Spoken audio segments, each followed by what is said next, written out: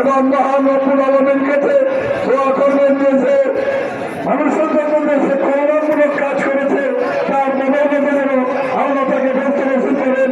এই দোয়া রেখে জেলা বিএনপির পক্ষ থেকে এখানে সমাবেশে জনসাধারণকে আমি এই জানাজার শরীর হওয়ার জন্য ধন্যবাদ জানিয়ে আমার বক্তব্য শেষ করছি। দিন জানাজা শুরু হচ্ছে ভাই, আমরা তো জায়গা দেই।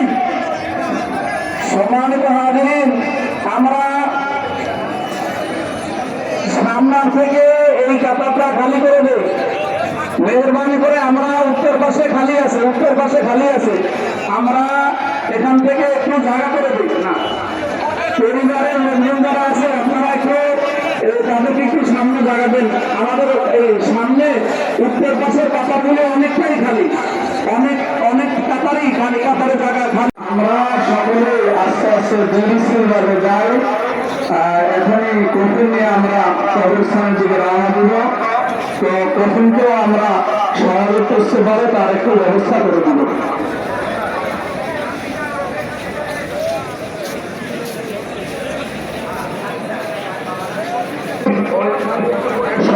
সবাইকে বলছি, ওহিদ ভাইয়ের মোবাইলটি তার ছেলের পকেট থেকে নিয়ে গেছে, যদি কেউ নিয়ে থাকেন তারা দিয়ে দেবেন। আল্লাহ রাস্তে মোবাইলটা যদি কেউ নিয়ে থাকেন ভুলবশত মোবাইলটি দিয়ে দেবেন।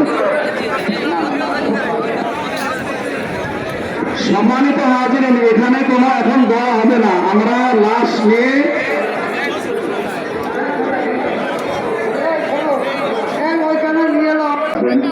একটু আগে আমাদের দুলাল ভাই বললো আমরা মানুষ টুকটাক সমস্যা হয়ে থাকে, কিন্তু আমার দেখা মতে উনি যথেষ্ট ভালো মানুষ ছিলেন। আল্লাহ তাআলা ওনাকে মাফ করুন, আল্লাহ তাআলা ওনাকে নসিব করুন এবং ওনার পরিবারকে ধৈর্য ধারণ করার তৌফিক দান করুন। এবং আমরা আসুন আমাদের এই নেশাবাসী এই পুণ্যভূমিতে যারা বিগত দিনে যারা মারা গিয়েছেন তাদের জন্য দোয়া করবো।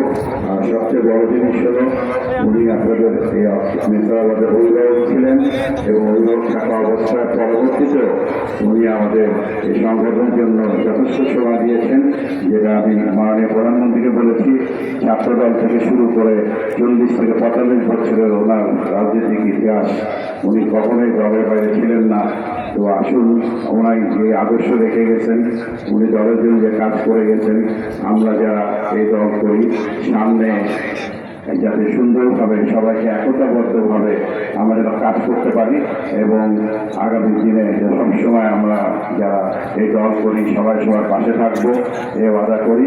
এবং পরিশেষে আবারও আল্লাহর কাছে আকুতি করে জোর আবেদন জানাচ্ছি, আল্লাহ তাআলা যাতে ওনাকে মাফ করেন এবং বেহেশতে জান্নাত দান করেন। সবাইকে ধন্যবাদ। আসসালামু আলাইকুম ওয়া রাহমাতুল্লাহি ওয়া বারাকাতুহু। কাঁদতে কাঁদতে হয়তো চোখের পানি নাই আজকে তার সাথীদের, কিন্তু এই চোখের পানি, এই দুঃখ আল্লাহ তাআলা যেন কবুল করে তাকে বেহেশতবাসী করে, এছাড়া তার কিছু বলার নেই। ভাই ছবিটা একটু সরেন, মানুষ একটু জায়গা দেন। আমরা ইমাম সাহেবকে 5-10 মিনিট আগে দেবো, রুম্মান কথা বলবেন, তার আগে ছোট করে দুই জন্য বলতে পারে। আপনি একটু বলবেন, স্থানীয় 2-1 জন কথা বলেন। নাসিরটা হয়তো 2-1 কথা বলবেন, উপরের মানুষ। আমরা 11টা 1 মিনিটও পড়ে না, তাহলে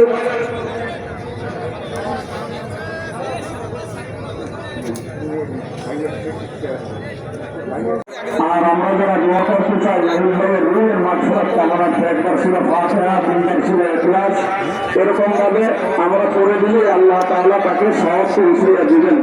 আমরা তার জন্য আপনাদের কাছে দোয়া মাগফিরাত কামনা করি।